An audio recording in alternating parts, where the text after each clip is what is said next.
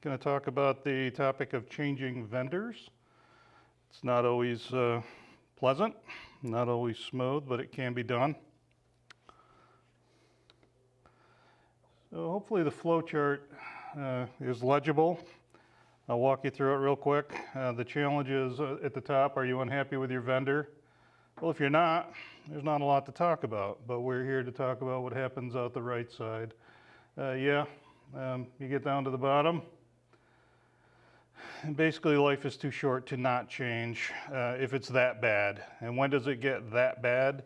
It gets that bad when pricing gets untenable, licensing gets untenable. You've been with the same vendor for X number of years. They're introducing a new product that you may or may not migrate to, but it feels like a completely different product set, which kind of makes it feel like you're going to a different vendor anyways, except perhaps the culture behind those products is not sitting well with you. And nothing is changing at the business unit side. There's a lot of reasons to get to this point. And when I talk about changing vendors, I'm going to give you an example or two on the next slide. It's not just Wi-Fi, it's not just the infrastructure. We work with a lot of related disciplines, and I'll touch on just a couple of them. But my point there, again, and not to tread on anybody's sensitivities or whatever, but when you start to feel like a battered spouse in the vendor relationship, it's just time to move on. And I am here to tell you that I have gotten to that point.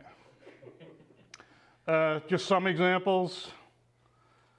And as I said earlier, if you caught my presentation, I've been doing this Wi-Fi for 20 plus years, networking for more.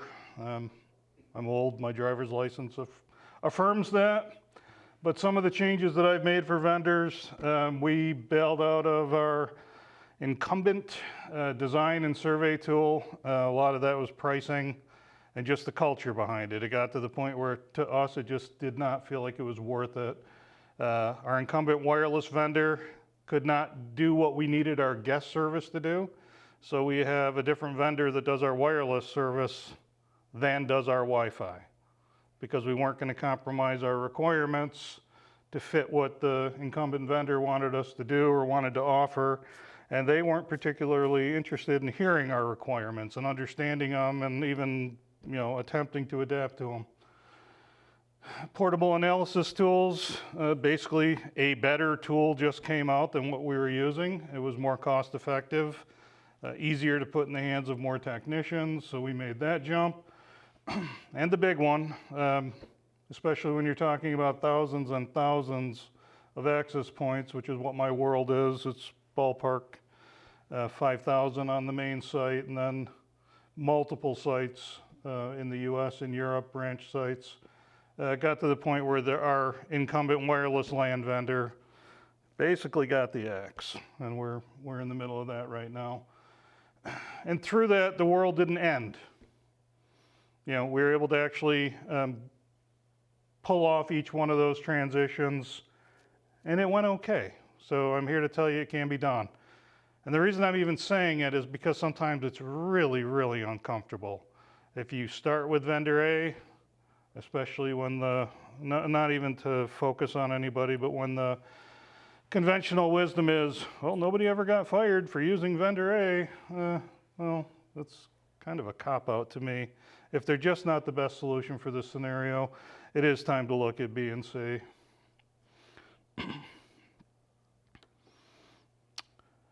This is actually my last slide, but there's a lot to talk about on it. The keys to migrating, the keys to changing vendors, you have to know your most important discrete requirements. And when I say discrete, that's opposed to, does it work? You set up 3 APs, for example, in a lab, and you connected 5 clients. Oh, it works. That's not a real test. The day-to-day pain and suffering of running a big wireless network is what you need to focus on. So that makes your challenge looking at these systems. They're all going to work, or the vendors would go out of business. They wouldn't stay solvent if they didn't work. So the question of, is it going to work? Well, yeah, it's going to work, or the company would not be in business.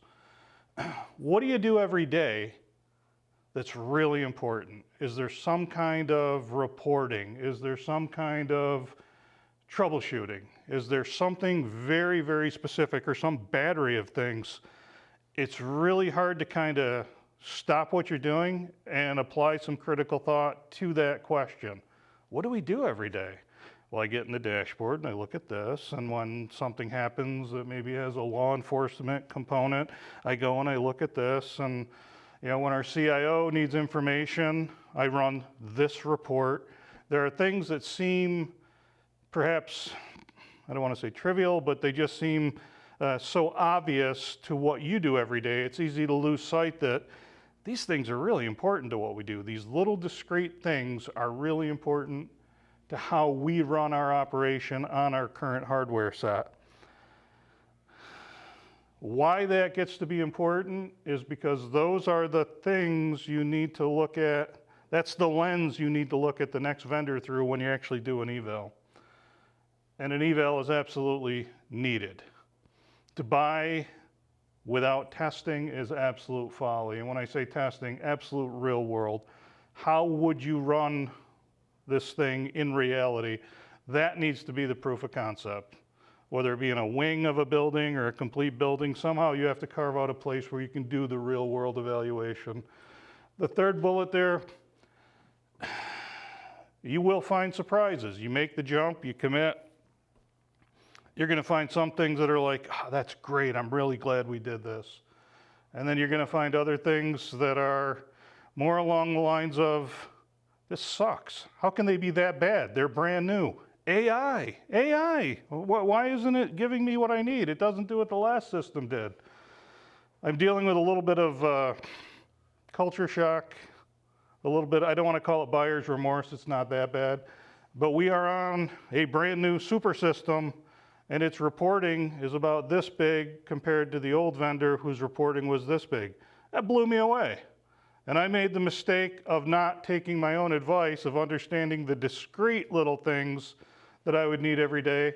And I made the assumption that the new vendor has to do at least that and a whole bunch more. And it turns out they're kind of lacking, and I'm coming up with all kinds of workarounds.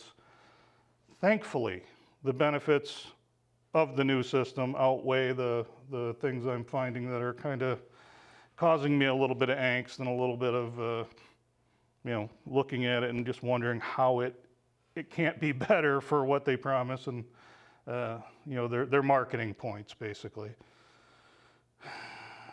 The fourth bullet there, you got to do it. When you have a new vendor, especially on a major change, like I'm saying, thousands of APs as an example. You go to a new vendor, there's going to be pain.